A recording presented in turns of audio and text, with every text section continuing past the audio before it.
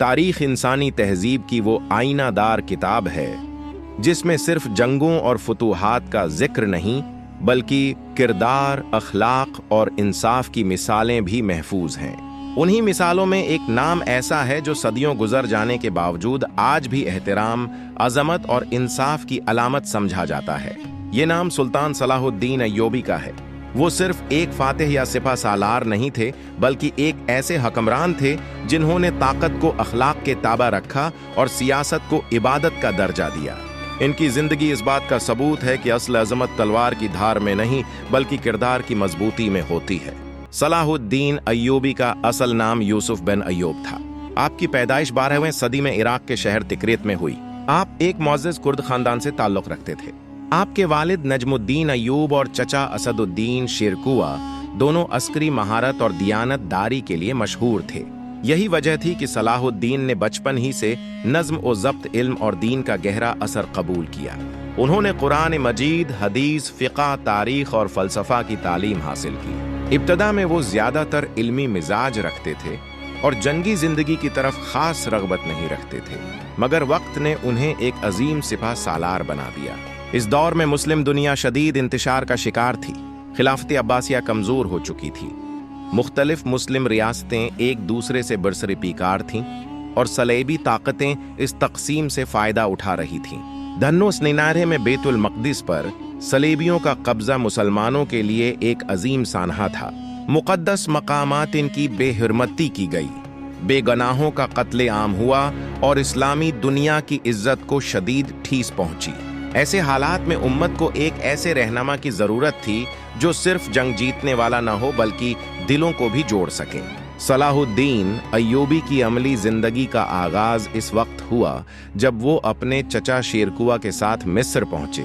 इस ज़माने में मिस्र खिलाफत फ़ातिमिया के ज़ेर असर था और अंदरूनी साजिशों में घरा हुआ था। शेरकुआ की वफ़ात के बाद सिर्फ 31 साल की उम्र में सलाहुद्दीन को मिस्र का वज़ीर मुकर्रर किया गया।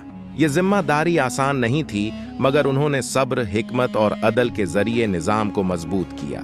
उन्होंने बदानवानी का खात्मा किया, फौज को मुनज़्ज़म किया और अवाम का एतमाद हासिल किया। बिलाखिर 1171 में खिलाफत फ़ातिमिया का खात्मा करके खिलाफत अब्बासिया की वफादारी बिहाल की। मिस्र में इस्तेहकाम के बाद सलाहुद्दीन अय्यूबी ने महसूस किया कि बैतुल मुक़द्दस की आज़ादी के लिए मुस्लिम दुनिया का इत्तिहाद नागज़ीर है। उन्होंने शाम, दिमश्क और हलब को मुत्तहद करने की कोशिश की। ये इत्तिहाद ज़्यादातर हिकमत अमली, मुआहिदों और इखलाकी असर व रसूख के ज़रिए कायम हुआ। सलाहुद्दीन जानते थे कि दाखिली इख्तिलाफात ख़त्म किए बग़ैर बैरूनी दुश्मन से मुकाबला मुमकिन नहीं। उनकी क़ियादत का यही पहलू उन्हें दूसरे हुक्मरानों से मुमताज़ करता है। सलीबी जंगों का फैसला कन मरहला उस वक्त आया जब 1117 में जंग हित्तीन लड़ी गई। ये जंग तारीख़ का एक अहम मोड़ साबित हुई। सलाहुद्दीन अय्यूबी ने बेहतरीन हिकमत अमली के तहत सलीबी फौज को पानी से महरूम किया और उन्हें सहरा में घेर लिया। नतीजतन सलीबी फौज को बदतरीन शिकस्त का सामना करना पड़ा और उनका बादशाह गिरफ्तार हुआ। इस फतह ने बैतुल मुक़द्दस की आज़ादी की राह हमवार कर दी। चंद ही महीनों बाद वो तारीखी दिन आया जब सलाहुद्दीन अय्यूबी बैतुल मुक़द्दस में दाखिल हुए। ये फतह खूनरेज़ी और इंतकाम के बगैर हासिल की गई।